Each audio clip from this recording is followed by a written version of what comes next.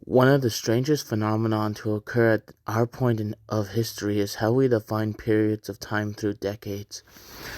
Previous generations would often define time periods in terms of centuries, which still happen in professional circles today.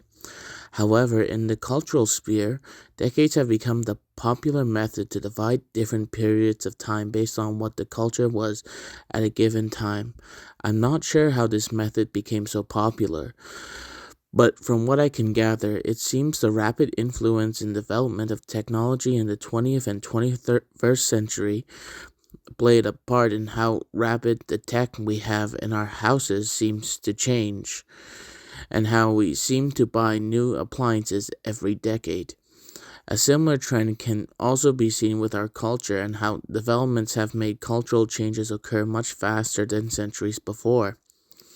And on top of that, it seems that milestones and other anniversaries often gain significance if they are divisible by 5 or 10.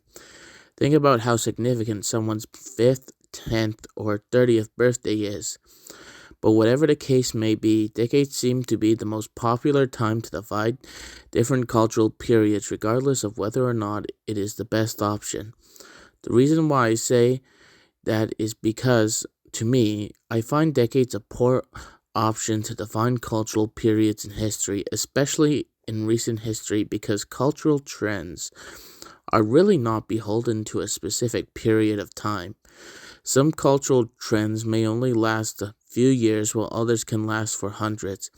An example of which is the modernist art movement, or any art movement for that matter, which the modernist art movement lasted for over 100 years, from the early 1800s all the way to the end of the Second World War.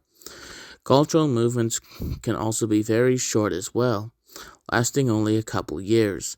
Grunge, for example, was only popular for a couple years in the early 90s before it was fizzled out in the middle of the decade.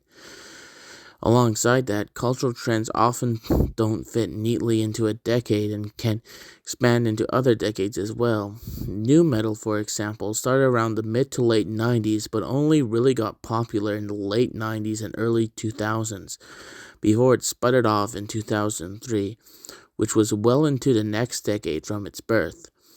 This does not go for music as well. This trend of high-concept films that were a defining cultural moment in the 80s started in the mid-70s with the success of films like Jaws and Rocky. Video games generations, as another trend, can often start far earlier than they were remembered, such as with the 4th generation, which started all the way in 1987 with the PC Engine, or the 6th generation, which started in 1998 with the Dreamcast, which was around the same time that 5th generation defining titles like Metal Gear Solid and Ocarina of Time were being released.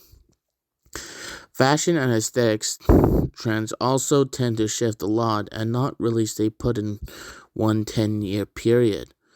Overall, I think this emphasis on generations greatly underestimates how complicated culture is and how there is no real through line to where culture is going. And I think that if we are to study this kind of culture, that this kind of stuff is something we must keep in mind. I honestly think as well that we could learn a lot more from thinking of culture this way as well, in ways like how trends emerge or how trends manage to stay or go. To conclude, I think putting cultural trends into neatly packaged decades is an idea that I think for the future of this field of study should not be taken seriously as it is. That is all I have to say. Anyway, guys, thank you for listening and watching. Like and subscribe, and I'll see you guys next time.